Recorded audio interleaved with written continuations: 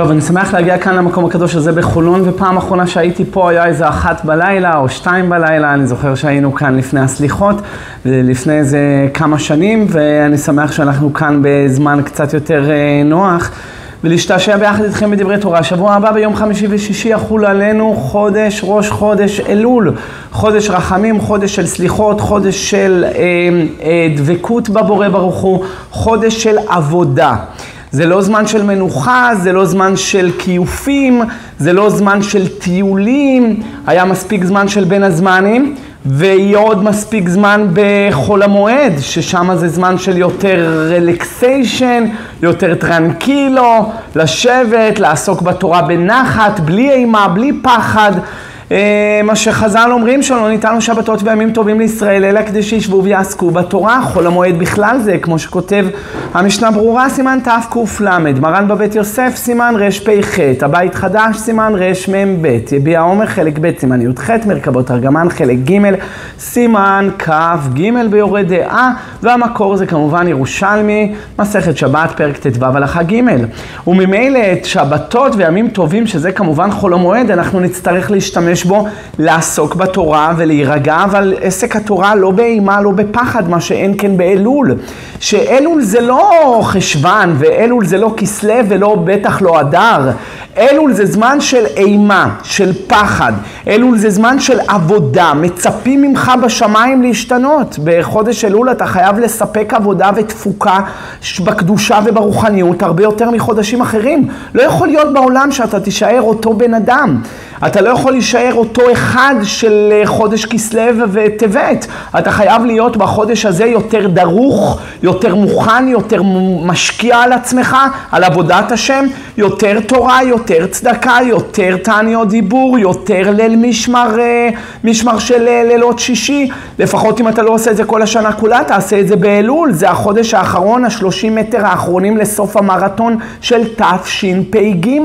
וכולנו רוצים שהשנה הבאה תבוא עלינו לטובה, תכלה שנה בקללותיה ותחל שנה בברכותיה, וכל אחד כאן יש לו את משאלות ליבו הכמוסות והגלויות שהוא רוצה שהקדוש ברוך הוא יגשים לו. ומי יכול להגשים אותם אם לא הקדוש ברוך הוא ישתבח שמו שבידו כל המעשים, והוא יכול להצביע על בן אדם ולהגיד אותו אני אעשה מיליונר שנה הבאה, אותו אני אביא לו בילדים שנה הבאה, זה אני אזכה אותו באישה טובה שנה הבאה, זה אני אזכה אותו שחמיב יעבור לארץ אחרת שנה הבאה. כל אחד מה שהוא רוצה, הקדוש ברוך הוא מסדר לו. דף נ' עמוד א' מסכת ברכות, הרחב פיך ועמלהו. הקדוש ברוך הוא אין לו שום חיסרון, הוא יכול לתת לך כל מה שאתה רוצה, גם דברים שלא האמנת שאתה מסוגל להגיע אליהם. 3 באים בהיסח הדעת, משיח, מציאה והקרב. והקרב זה לאו דווקא עקיצת הקרב, זה צרות. במשיח זה לאו דווקא המשיח הכללי, יכול להיות משיח פרטי בשבילך. מצאת את אשתך, זה המשיח שלך הפרטי באותה עת. נולד לך ילד, זה המשיח הפרטי שלך באותה עת. זה איזה ישועה שציפית, קיווית, חיכית, התפללת, ייחלת לה, והיא מגיעה בסוף. ומציאה שאמרו חז"ל שמגיעה בהיסח הדעת, זה לאו דווקא מציאה ברחוב, מה שחז"ל אומרים במגילת דף ו', יגעת ומצאת אמן. יכול להיות שזה מציאה של פתאום אתה מוצא איזה דיל טוב, איזה בית שהיה בפולקלוז'ר, באיזה מציאה, הזדמנות לקנות איזה נכס, הזדמנות להיכנס פתאום לאיזה דיל טוב של איזה בניין, ופתאום בחיים לא חשבת שאתה תיכנס לעסקים כאלה. הקדוש ברוך הוא ברגע אחד מצביע על הבן אדם ומרים אותך למעלה. בפחד ובאימה זה עובד גם בצד שמאל, לא רק בצד ימין. מצביע על בן אדם ומוריד אותו למטה. ולכן הכוחות העצומים שיש לבורא לנהל את החיים שלנו, הם חייבים להבעיל אותנו, להבעית אותנו, ולא יכול להיות שאתה תישאר אותו בן אדם בחודש אלול. חודש אלול שזה 30 מטר האחרונים לפני הזימון ליום המשפט, יום של כל באי עולם עוברים לפניו כבני מרון. הגמרא אומרת במסכת ראש השנה, כבני מרון, הר מרון וצפת הם קרובים אחד לשני, ויש שם מקום להעביר קבר כבש, תצון אחד, לא יעברו 2 ביחד. אותו דבר חודש אלול, לא ידונו אותך ואת אשתך ביחד, אותך ואת הרבי שלך ביחד, אותך ואת חברותה שלך ביחד. אתה לבד, אותך לבד, אתה לבד ניצב. היום אתם ניצבים כולכם, כל אחד ניצב לבד. לפני המלך המשפט, לפני המלך הקדוש, בדף י"ב עמוד ב' מסכת ברכות, הגמרא אומרת שמה שהקדוש ברוך הוא מלך במשפט יעמיד הארץ. ולכן אתה צריך לראות ירא וחרד מפני הדין הקדוש של המלך הקדוש. ולא יכול להיות בעולם שאתה תישאר אותו בן אדם ואתה לא תשתנה את עצמך. בחודש הזה לא תספק יותר קדושה. אפילו זה לא חייב להיות בכמויות של פלצות ואימה ופניקה. לא צריך להיכנס לפניקה. אבל הקדוש ברוך הוא רוצה לראות מגמה של עלייה. חודש הזה, מגמה של עלייה. מי שיעשה את ההשתדלות שלו מצידו, אז הוא יקבל את הסייעתא דשמיא כשהוא יצטרך אליה בימים נוראים, שכל התפילות של ימים נוראים, כל הגורל שלנו בתשפ"ד נחרץ בימים האלה. אז איזה גורל נחרץ? מי לאש, מי למים, מי הזוע, מי הנוע, מה יקרה עם כל בן אדם ועם משפחתו ועם מצבו הכלכלי והפיננסי, מצבו הרוחני והנפשי, מצב הילדים, מצב האישה, כל המציאות של הבן אדם נכללת מה יקרה איתו בשנה הבאה בתוך הימים האלה, ראש השנה, 10 ימי תשובה, יום הכיפורים, וכמובן הושענא רבה ויציאת הפתקים בשמיני עצרת. ואיך שאתה תתנהג בימים האלה, ככה יתנהגו איתך בימים הנוראים. זאת אומרת, איך שאתה תתנהג באלול, ככה תקבל סייעתא דשמיא בתשרי. אני אף פעם לא הבנתי את הרמז הזה שכל העולם אומרים אני לדודי ודודי לי. מה הרעיון כאן? יש כאן רעיון של אני לדודי. אם בחודש אלול אתה תעשה את ההשתדלות המקסימלית שלך של אני לדודי, אז בימים הנוראים שאתה תצטרך סייעתא דשמיא להתפלל בדבקות, להספיק להתפלל בנץ, להספיק באמת להתפלל מעומקא דליבה, לקבל את הישועות שאתה חפץ, שהתפילות שלך יעלו למעלה. הרי התפילות האלה זה עבודת השם, כל השנה כולה תלויה בעבודת השם של ימים נוראים. אבל אני צריך סייעתא דשמיא כדי לבכות, אני צריך סייעתא דשמיא. ראש השנה יש מחלוקת פשטנים מקובלים אם בוכים או לא. הרב עובדיה יביע עומר חלק ט' סימן נ"א, חלק י' סימן מ"ג כותב לא בוכים בראש השנה כי זה חג, בכסל יום חגנו. אבל המקובלים כולם כתבו שמצווה ועניין ולכתחילה יבכה. כך כותב רבנו ארי שער הכוונות וכך אני מורה ובא, והבאתי ראיות נגד חכם עובדיה, למרות שאני עפר תחת כפות רגליו הגדולות והעצומות של מרן ואני אוהב אותו מאוד, אבל הבאתי ראיות גם על דרך הפשט שגדולים ורבים מרבותינו הפוסקים כתבו שצריך לכתחילה לבכות בראש השנה. פשטנים, אני לא מדבר מקובלים, מקובלים פישיטה בוכים. למה? כי עצם זה שבן אדם בוכה, חז"ל אומרים, קודם כל הבאתי ראיות מהפוסקים, בסדר? עכשיו אני אביא לכם ראיות, מדרשים ורעיונות והגיגים, אבל תפתחו את השו"ת שלי. בהרכבות ארגמן בחלק ט' באור החיים, תשובה האחרונה, ושם אני כתבתי באריכות למה על דרך הפשט גם צריך לבכות בראש השנה, והבאתי מלא פוסקים שכותבים שצריך לבכות בראש השנה. מי שאין לו את זה, אז לפחות את הספר שלי, מרכבות פרעה. למה קראתי לזה מרכבות פרעה? על שם הפירעון שמתחילים להיפרע מהאדם. כל הסוגיה של הימים הנוראים מרוכזים לך בשלושה כרכים, מה קורה עם הבן אדם, עם הצלמים שלו, עם הצלמים שלו, מה קורה איתו 30 יום קודם הפטירה, ביום הפטירה, בקבר, הכל נחלט בימים האלה. ולכן איך שאתה תתנהג באלול, ככה יעזרו לך להתנהג בתשרי, תשרי זה ראש השנה, ו10 ימי תשובה, ויום הכיפורים. אז בראש השנה, קודם כל, אני צריך לבכות לפי המקובלים. ביום הכיפורים כולם יודעים שצריך לבכות. אומרים אל מלך יושב על כיסא רחמים, הוא מתנהג בחסידות 26 פעם. 26 פעם, גמטריה הוויה ביום הכיפורים. יום הכיפורים אין שטן, אין פגרה, אין כלום.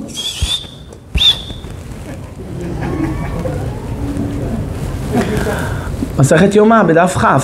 חז"ל אומרים שמה, לא זה לא כתוב פה, ושמה חז"ל אומרים שמה שהשטן גמטריה 364 וחסר לך אחד, הרי 365 ימים בשנה, אלא זה יום הכיפורים שאין שטן ואין פגרה ואין כלום. מתי זה קורה? יום הכיפורים. אז יום הכיפורים פשיטה שצריך לבכות. אדרבה, רבן שמעון בן גמליאל אומר בגמרא במסכת בבא בתרא קכ"א, מסכת תענית י"ז, מסכת תענית ל"א.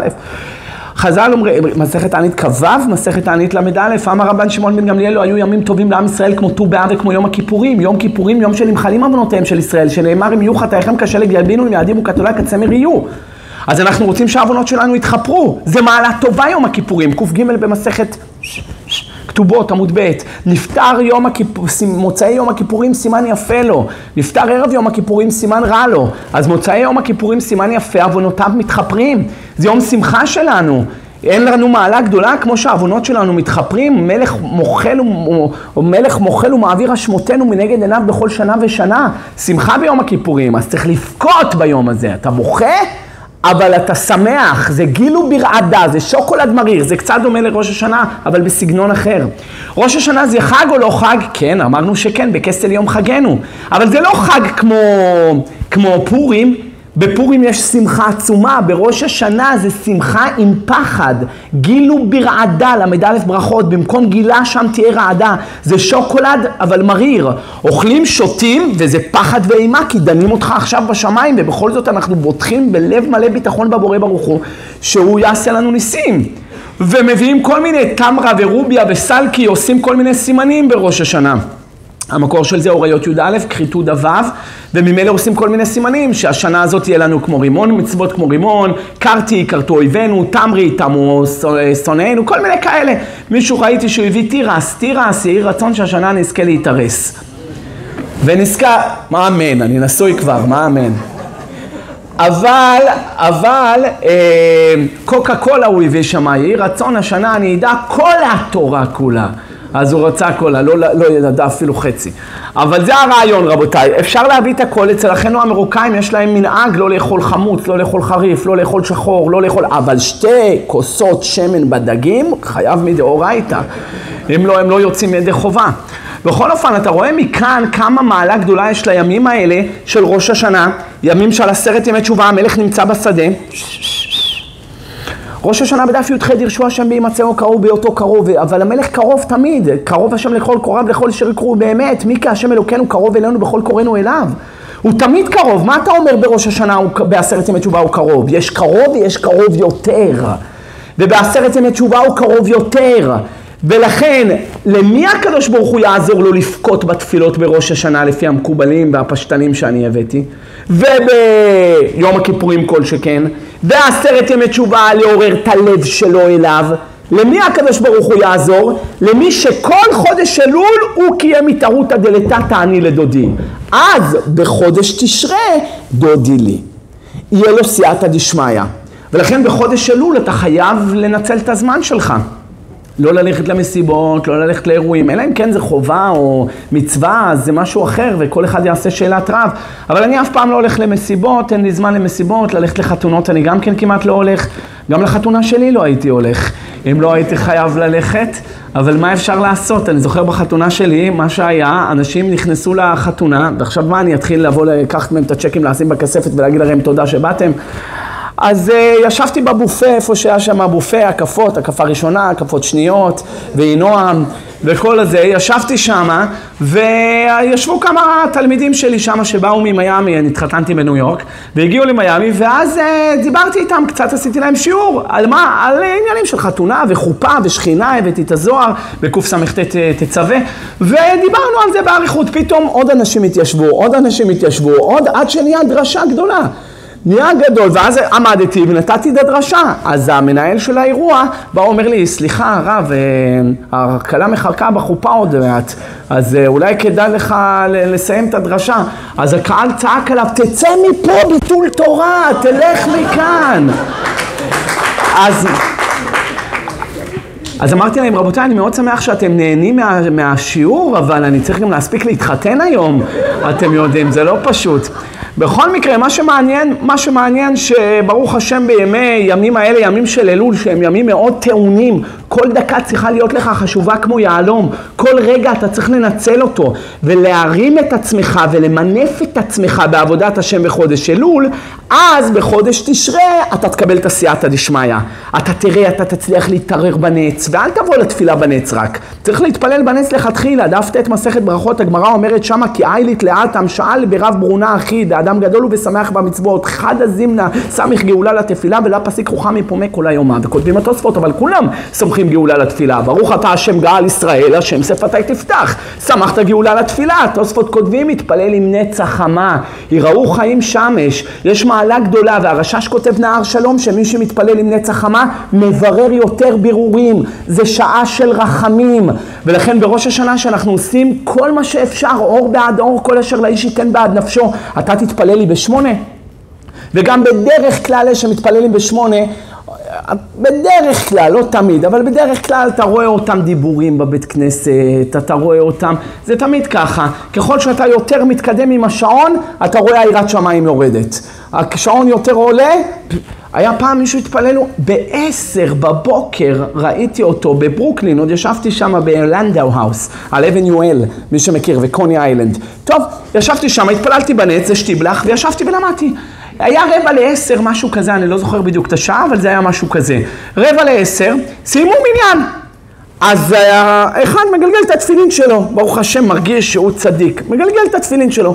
ב11 היה מניין הבא.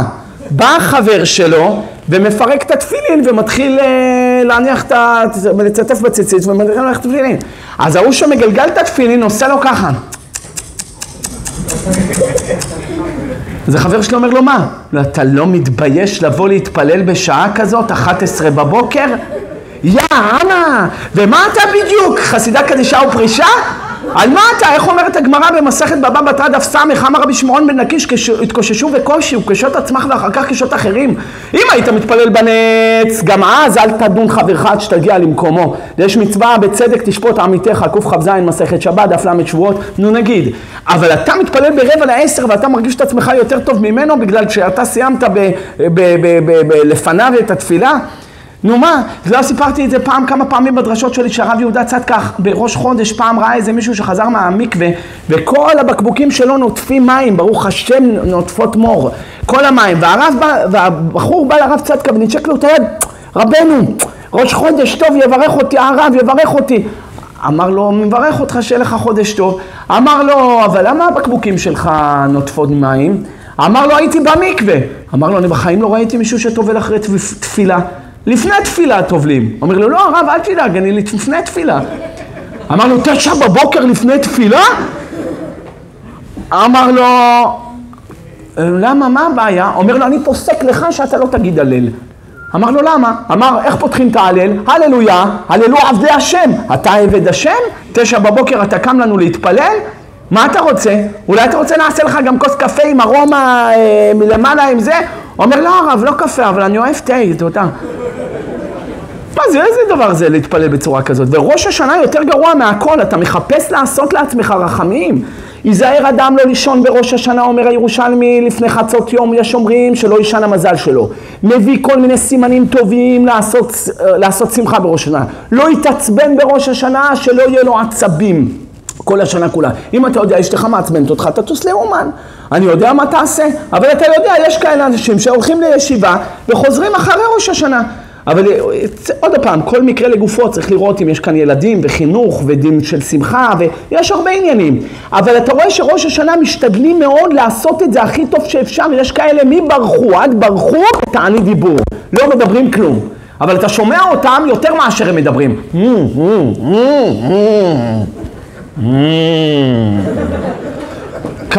כמה אתה שומע אותו. אבל אתה רואה שמנסים לעשות כל הגרעין, יש לי עכשיו גרעין של תפוח, אני לא יודע אם זה גרנט אלכסנדר או יונתן, מה ההבדל בתפוחים? זה ירוק חמוץ, זה אדום מתוק. איך אני יודע? חכה, שים את הגרעין הזה באדמה, תזרע, תתפלל עליו, סמך זין חולין, תשקה אותו, תעדר אותו, ואחר כך כשיצא עץ ענק עוד כמה שנים ויניב פירות, אתה תדע מה היה בתוך הגרעין הקטן הזה. ראש השנה זה הגרעין הקטן הזה. מה יקרה איתך? כל השנה כולה טמון בתוך הגרעין הזה. אם אתה תכניס בגרעין הזה תורה, מצוות, צדקה, שתיקה, העברה על המידות, יראת שמיים, יש כאלה מסיימים את כל התהילים בראש השנה כדי שהם לא ירדמו, יש כאלה בראש השנה מגיעים לפני התפילה, קוראים קצת פתח אליהו, קוראים קצת אמר רבי שמעון הרמית ידעי בצוותן לעילה, קוראים קצת שירים ופיוטים של רבי ישראל נג'רה או של רבי אלעזר אסקרי, הולכים למקווה לפני טובלים, מגיעים ב10 ראשונים, שותקים כל התפילה, מרוכזים בלימוד שלהם, לא לא עושים בדיחות ודחקות במחירה של המצוות, אחר כך הם משקטים, מתפללים מעומקא דליבה, אחרי עלינו לשבח, הוא לא בורח ישר, אלא עוד נשאר, יושב אולי איזה שעה אחרי שעשה איזה קידוש, כדי ככה שלא יעבור חצות היום, והוא עדיין עוד לא אכל או לא שתה, שלא יהיה בתענית באותו היום, ומשתדל מאוד לרכז את היום הזה, אז הוא הכניס לגרעין הגנטי שיש לו דברים טובים השנה. אז את כל הפירות המתוקים שיצמחו מהגרעין הזה, הוא יראה כל השנה כולה. מזל, ברכה, הצלחה, ברכות דפנו נרחץ פיך ועמליה, הוא הכל מה שהוא רוצה. אבל אם בראש השנה הוא יתעצבן וכעס ומרד ובעט וקילל והתלוצץ, אני כבר לא מדבר על אלול אם הוא עשה את זה. אבל על ראש השנה גוואלד, על ראש השנה, אתה בראש השנה אתה לא תשתנה, אתה לא תיקח את הימים האלה ברצינות, הרי תשפ"ד שלך תלויה ביומיים האלה. אחר כך זה רק רחמים, אבל ראש השנה אין רחמים, דף ו' סנהדרין ייקוב הדין את ההר. ראש השנה לא יושב על כיסא רחמים, אין מי חושב על כיסא רחמים, זה ביום הכיפורים. 10 ימי תשובה זה רחמים, חוץ מהיומיים של ראש השנה שזה דין, ויהי היום ויהי היום, אומרת הגמרא, פעמיים כתוב ויהי היום, כל מקום ויהי זה לשון צער, מגילה דף י"א.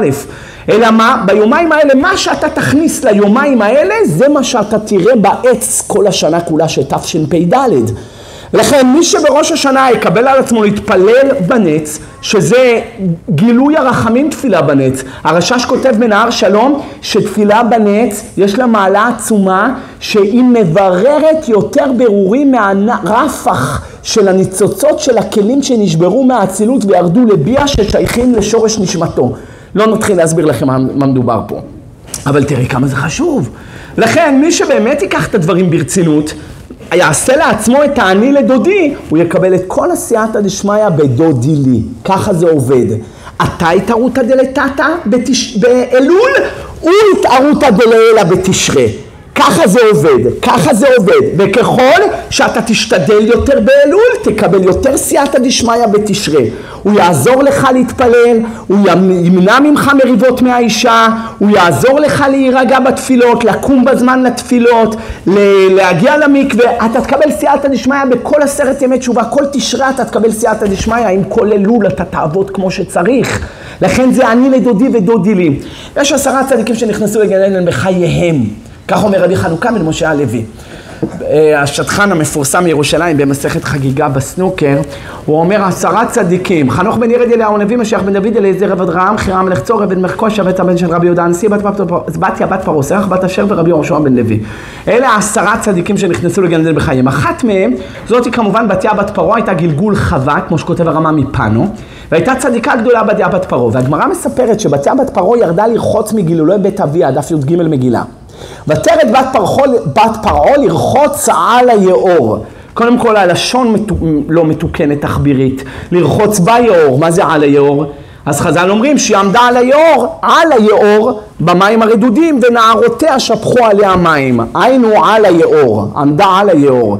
טוב, מה הייתה? מה באה? באה להתגייר. אישה באה להתגייר, סימן בגר, מילה וטבילה. זאת היא מילה, אישה לא אין לה מילה. אז היא צריכה לטבול. ובגמרא בבכורות דף למד הוסיפו דרבנן שיקבל על עצמו את כל המצוות כולם. ובדף מ"ז מסכת יבמות חז"ל אומרים שאנחנו לא מחפשים גרים. אבל זאת הייתה גירה מיוחדת, גירת צדק, שרצתה להיכנס לתחת כנפי השכינה. נו, אז מה חז"ל מספרים שמה? שהיא ראתה את התיבת גומש של משה רבנו. אמא שלו יוכבד שמה אותו על הסוף והתחילה לשיר לו River, oh river. לא נראה לי שהיא שרה את השיר הזה, אבל נגיד If you know somewhere it will be free river, deliver him there. השם ירחם עליכם. ואז היא באה והתיבה כמעט נפלה, ופתאום בתיה בת פרעה רואה אותה בקרן זווית. מסתכלת, פתאום היא קולטת. היא אומרת, בטח יש שם זהב, נחושת, אבנים, מי יודע מה יש שם. וחז"ל חולקים במדרש, זה כבר לא הגמרא, ותשלח את המטה המה היא שלך. יש אומרים המטה הזה כי תקרא המה שפחיה, המה עברייה, היינו המה זו המשרתת שלה. עכשיו תשלח את המטה. ויש מי שאומרים המטה זה היד שלה. ונחלקו חז"ל כמה היד של בתיה התארכה. יש מי שאומר התארכה, נגיד, אני מעברת את זה, 5 מטר, 15 מטר, 50 מטר. עכשיו אני שואל אתכם, אפילו קח את 5 מטר. בונה, מה? את לא רואה שזה רחוק? מה את שולחת את היד שלך? בחיים את לא תצליחי, זה כמו עכשיו אני רוצה לפתוח את הדלת שם הלבנה, אני לוקח את היד, מפה אני אומר אני אפתח. תגיד, מה את ממיימי? הזיות? מה, את לא רואה שאין? מיימי יש להם שם הזיות שיהיו בריאים, פעם מישהו בא אליי, אחרי זה תלמיד שלי בסוף הדרשה, היה בא לשיעורים שלי, פתאום הוא בא, הרב, אני חייב לשאול אותך משהו, אמרתי לו מה? הוא אומר, תגיד לי מה אתה לוקח? אמרתי לו, מה? הוא עושה לי, הרב, מה אתה לוקח? אמרתי לו, אני לא לוקח כלום, מה אתה רוצה ממני? מה אני עשיתי? מה אני עשיתי? הוא אומר, אל תגיד לי מה אתה לוקח, איזה סם אתה לוקח? תגיד לי מה, אתה רציני, אתה חושד אותי בסמים, אני כולי נקי. הוא אומר לי, הרב, אני 20 שנה בדיל של סמים, אתה על סמים. אמרתי לו, למה אתה אומר ככה? הוא אומר, המהירות של החשיבה, המהירות של הדיבור, אני רק לא הצלחתי לקלוט איזה טריפ אתה, אבל אתה על טריפ. אמרתי לו, טריפ, בטח טריפ, אני יוצא למסע בפרדס, טיול בפרדס, דף ז' מסכת תענית, הגמרא אומרת זאת התורה אשר שם משה, זכה נשאת לא שם חיים, בטח טריפ. אז יש כאלה שבשבילהם הסמים, זה העיקר. איך בא אליי איזה אחד בסוף הדרשה, אומר לי, הרב, אתה יודע, אתה חושב יש לך זיכרון? אמרתי לו, לא, אני לא חושב שיש לי זיכרון. הוא אומר לי, אתה יודע איזה זיכרון היה לי לפני שחזרתי בתשובה? אמרתי לו, ומה קרה? הוא אומר, הכל נמחק. אמרתי לו, ממה? הוא אומר, מהסמים. סמים מוחקים אותך, אחי. אמרתי לו, מה אתה אומר? מחקו לך את הזיכרון? הוא אומר, אני כל כך המוח שלי נהיה כמו פירה, שכשאני מדבר עם בן אדם אני שוכח כבר מה דיברתי איתו תוך כדי השיחה. אמרתי לו, מה עד כדי כך נמחק לך הזיכרון? הוא אומר, על מה דיברנו? אמרתי, הנה, הלכה למעשה, בדיוק, אתה רואה שזה אתם מדברים ואני אשמע, בדיוק ככה. אז בכל מקרה, אתה רואה שבתיה בת פרעה הייתה צדיקה גדולה, מה היא שולחת את היד שלה? מה, את לא רואה שאת לא תצלח לי 5 מטר? אלא מה, בתיה הבינה, אני חייבת את ההשתדלות שלי, אני עושה תעני לדודי, יצליח, לא יצליח, יתארך, לא יתארך, אני כן יגיע, לא יגיע, כנגד כל הסיכויים, הקדוש ברוך הוא בעולם. אם כולנו כאן בנים של מישהו שהיה טומטום ועקר, כל מי שיושב פה לא היה צריך להיות בכלל בעולם מבחינה טבעית. אברהם אבינו טומטום ועקר, ותהי שרי עקרה אין לבלד, סמכדלת יבמות אין לבלד, אם עקרה בטח אין לבלד, אלא גם רחם לא היה לה. והקדוש ברוך הוא כנגד הסיכויים אומה שלמה של ביישנים, רחמנים, גומלי חסדים, יבמות עין תתו, הוצאים משתי עקרים. לא רק עקרים, טומטומים. מה זה טומטומים? גם רחם לא היה לה. אברהם גם יסוד לא היה לו, רק הקדוש ברוך הוא סידר אותם ואמר לו, צנע וספור נא הכוכבים, תוכל לספור אותם ויאמר לו, ויאמר כה יהיה זרעך. קנ"ו מסכת שבת, אין מזל לישראל, הקדוש ברוך הוא הוציא אותו מההצטגננות שלו, צנע, תוכל לספור את הכוכבים, אומר לו לא, אומר לו אבל אני עקר, זה לא יכול להיות, אשתי אין לה רחם. אמר לו, יפלא מהשם? משה רבנו על מה מדבר? מי שם פה לאדם או מי עושה אילם או פיקח או חירש? הלא אנוכי אדוני. אתה אומר לו איש דברים אנוכי? מה זה בעיה בשבילי לתת לך כוח וממשלה ויכולות וכריזמה וחן ויראת שמיים שישמעו מהקול שלך וייכנס בלב שלהם? ואב עמוד ב' למטה ברכות, כל דבר, סוף דבר הכל נשמע, כתוב עם כף דורשים מהם עם קוף. סוף דבר הכל נשמע, של מי הכל נשמע? את האלוהים ירא. מישהו ירא שמיים, הדברים שלו עושים רושם, כמו שמוכח משבת כ"ג. מאן דדחיל רבנן, שמעת מילה כצור בדי רבנן. מישהו ירא שמיים, ירא תלמידי חכמים, ישמעו דבריו כמו תלמידי חכמים. וזה לא דבר פשוט להיות ירא שמיים. למד ג' עמוד ב' מסכת ברכות, מילתא זוטרתי לגבי משה רבנו, אבל אנחנו זה קשה לנו להיות ירא שמיים.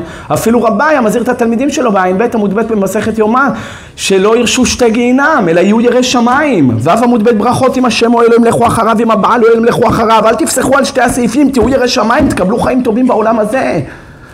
ולכן אתה רואה, בתיה בת פרעה אמרה, אני לא יודעת מה יהיה.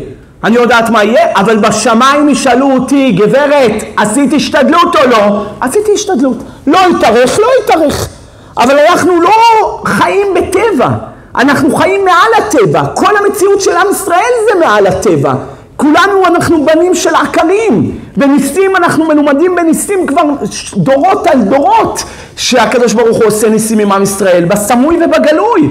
אז אתה מדבר איתי שאתה לא תשלח את היד 5 מטר, 50 מטר?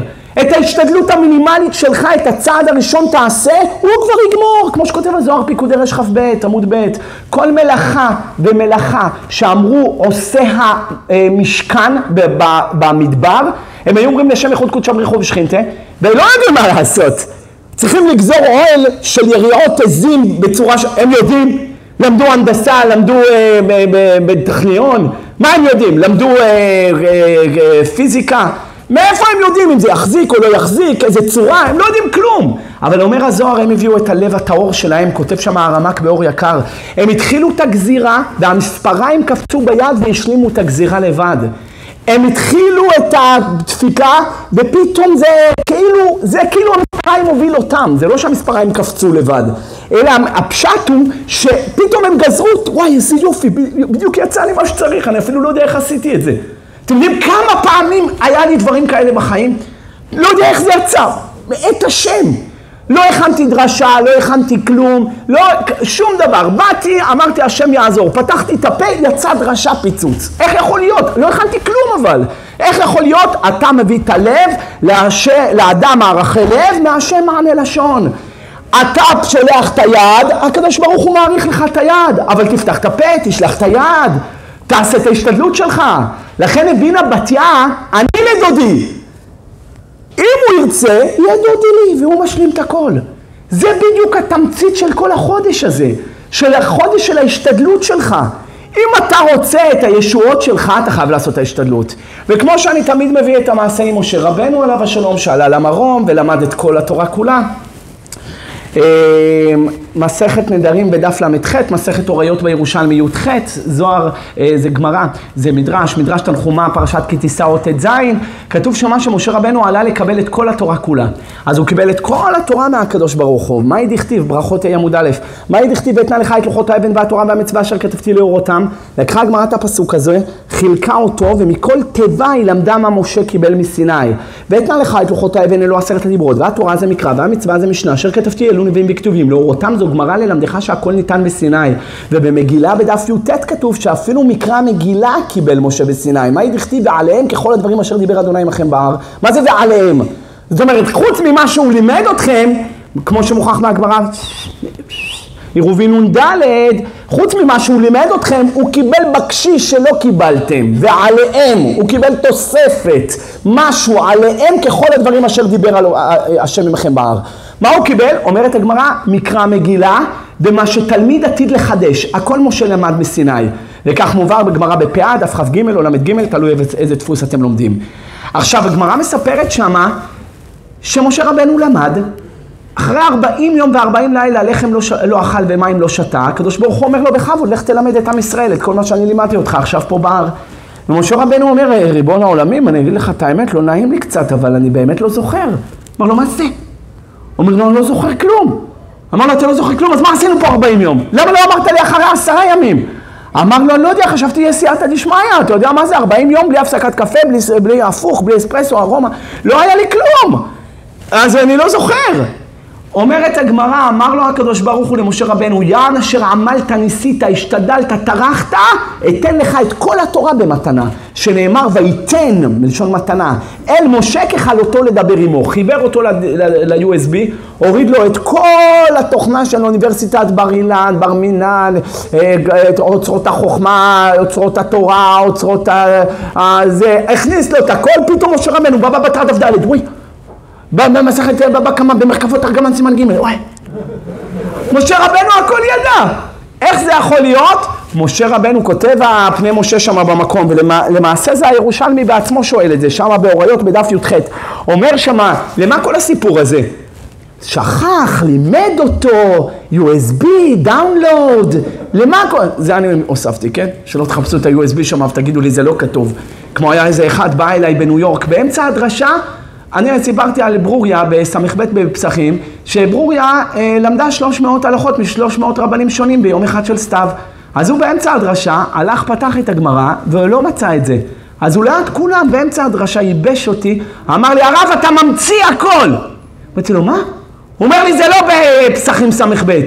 אמרתי לו, מה, שינו?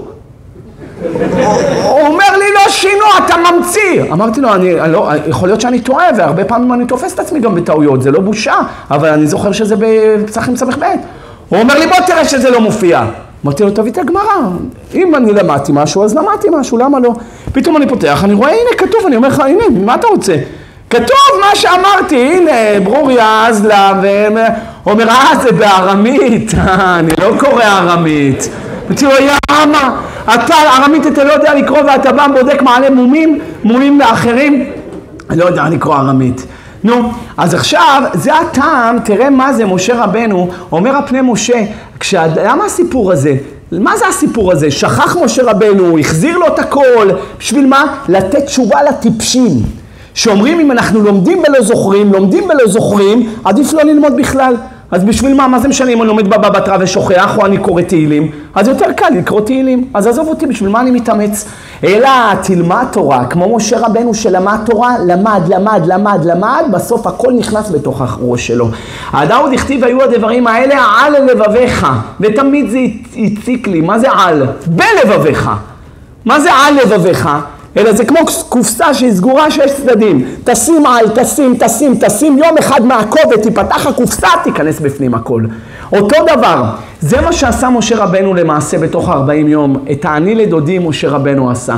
אבל להיות תלמיד חכם, לזכור את הכל, לדעת לקשר, לדעת לחבר, לדעת לראות את התמונה של התורה בכללותה, את גובה המעוף, לראות את הכל, זה ראשונים, זה אחרונים, זה לא הסכימו איתו, זה לראות את הכל, זה רק סייעתא דשמיא, אם מרים אותך ואתה נותן לך לראות את הכל מלמעלה. אם לא, אתה עדיין בתוך המבוך של התורה, אתה לא רואה כלום. אבל את ההשתדלות שלך 40 יום אתה חייב לעשות, או 40 שנה, או 80 שנה, לא משנה, אבל אתה את ההשתדלות של העני לדודי חייב לעשות. רק אז יהיה דודי לי. אם לא היה עני לדודי, אם לא משה רבנו השתדל 40 יום, לא היה דודי לי, השם לא היה מרים לו את התורה, לא מרים לו ומביא לו את כל התורה כולה. וזה בדיוק כמו הגמרא שהזכרתי במגילת אבב, מה יגעת ומצאת אמן. מה זה יגעת ומצאת? ראש הישיבה שלי, השם ישמור אותו, פעם אחת אמר שכשהוא הלך לניו יורק לאסוף כסף לישיבה, פתח דפק על דלתות נדיבים, אין קול ואין עונה ואין קשב. זה מתבכיין, אין לו, זה היה פעם איזה אחד. הלך לבקש כסף, אז היה איזה מישהו המיליונר, כל פעם שהוא בא אליו מביא לו $1,000.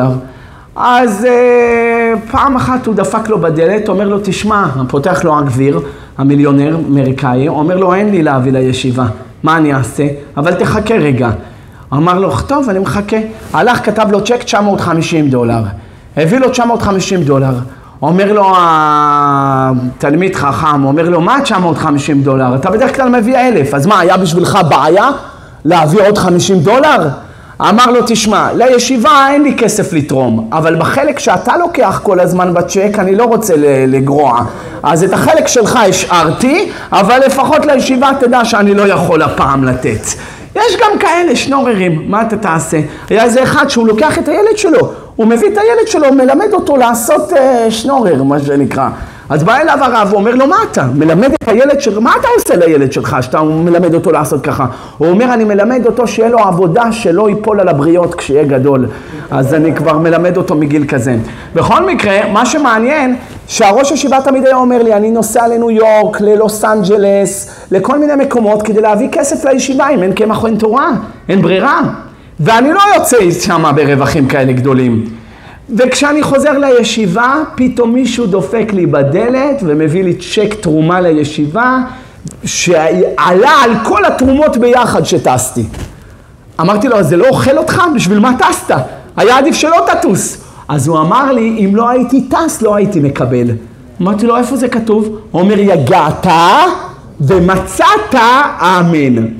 אם לא היית יגע, לא היית מוצא. המציאה זה פתאום בהיסח הדעת. פתאום אתה מוצא.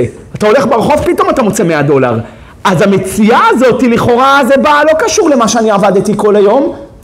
זה קשור. אתה תשתדל, תעמול, פתאום אתה תמצא. ולמה הקדוש ברוך הוא עושה את זה בצורה כזאת? שלא תחשוב, כוחי ועוצם ידי עשה לי את החיל הזה. הרי השם יכל לתת לו את הכסף מהשתדלות שהוא עשה. והוא לא הביא לו את הכסף הזה משם. אלא אתה תעבוד, תתייגע, תעשה תעני לדודי, אבל הוא יענה לך בצורה אחרת, דודי לי, זה הטעם. רבותיי, לפי זה, כל מה שאנחנו למדנו היום, את ההשתדלות העצומה שאדם צריך לעשות בחודש אלול, את העמל העצום שהוא צריך לתת בחודש אלול, ובחודש תשרה, ראש השנה 10 ימי תשובה, יום הכיפורים, ואחר כך הושענא רבה שמיני עצרת, הוא יראה סייעתא דשמיא עצומה, תשפ"ד תהיה שנה מתוקה, מלאה בטוב, מלאה בישועות, מלאה בנחמות, אם יהיה תעני לדודי בתשפ"ג. זאת אומרת, הם לא סתם סמוכים, והחודש הזה לא סתם עשה לו מאזניים. למה? שוקלים, אתה תשקול הפסד מצווה כנגד הפסדה, מה שחז"ל אומרים בעין ח' עמוד ב' בבא בתרא, תעשה חושבים, תראה מגמה של עלייה, של השתדלות, תעשה תעני לדודי, ופתאום אתה תראה ישועות עצומות, אתה תראה השתפכות הלב, אתה תראה ישועות עצומות, תראה איך הוא יודע לך עץ של פירות מתוקים כל שנה תשפ"ד. אז הייתי שמח לפלפל איתכם עוד ולהשתעשע איתכם עוד קצת בדברי תורה, אבל מה אני אעשה? יש לי עוד דרשות היום, ואני כבר באיחור של דומינו על כל הדרשות כולם, אז אין ברירה אחרת, אבל אני לא עוזב אתכם לבד. יש לנו קודם כל את הספר מרכבות פרעה על כל מה שעתיד לקרות בראש השנה, באלול, מכל הזוויות הקפתי את כל הסוגיות האלה. זה כל כך יעזור לכם להיכנס לימים האלה בהכנה נכונה, שזה ממש כדאי להשיג את זה, וגם אתם תראו ששם אני הזכרתי מה קורה 30 יום קודם הפטירה, ביום הפטירה, בפטירה, בקבר, 30 יום אחרי, לאן הולכים, את מי מביאים, לאן לוקחים אותך, לאן מובילים אותך, משהו פלא. חוץ מזה יש עוד 6 כרכים על כל העולמות הרוחניים, נקרא מרכבות הגמול. גן עדן, גיהינום, כף הקהל, הגלגולים, את הכל פתחתי, עבודה של 15 שנה כמעט. עבדתי על הספרים האלה בבהירות, לא שפה של מקובלים, לא משהו שאתה לא תצליח לדלות ממנו חומר. חוץ מזה יש לנו שו"ת מרכבות ארגמן ח' וט' שיצא לו מזמן, זה גם כן נמצא בחוץ, ו-USB חדש עם 750 שיעורי תורה שלי, ובמהירות שאני מדבר זה 900 שיעורי תורה שלי, וגם ספר נקרא מרכבות קודש, איך להביא ילדים קדושים לעולם. הזמן, השעה, הכוונה, הכל משנה את הילדים שלך שאתה מושך. אמר לי איזה זקן אחד במיימי, הרב, אתה עושה לי חשק להביא ילדים. עכשיו הוא בן 90. איזה חשק להביא ילדים? טוב, על זה נאמר, הוא אמר ויהיו ציווה וזה. אז יש היום כל מיני, זה, ברוך השם, אח שורדרה. גם על זה אח שורדרה. ו3 כרכים על התורה, עם מתוקים, עם סוכריות, על פרשיות השבוע, מתאים גם לקטנים, מתאים גם למתחילים, מתאים גם לנשים. אני בטוח שאתם תהנו מהתורה הזאת. היא מלאה, היא קדושה, היא רבויה, היא תכניס לכם יראת שמיים ואהבת השם, וזה כל האדם. בשביל מה באנו לעולם? אם לא בשביל להידבק בעליון, אם לא כדי לעורר את החשק העליון שירד אלינו בחזרה. אז אני מקווה שאתם תהנו מהתורה שבכתב, תורה שבעל פה, והקדוש ברוך הוא יגזור עליכם ועלינו גזרות טובות, ישועות ונחמות. רבי חנינא המלך השע אומר, רצה הקדוש ברוך הוא לזכות ישראל לבחר בהם תורה מצוות שנאמר ה' חפץ למען צדקו, יגדיל תורה ויאדיר, יתגדל ויתקדש שמי רבה.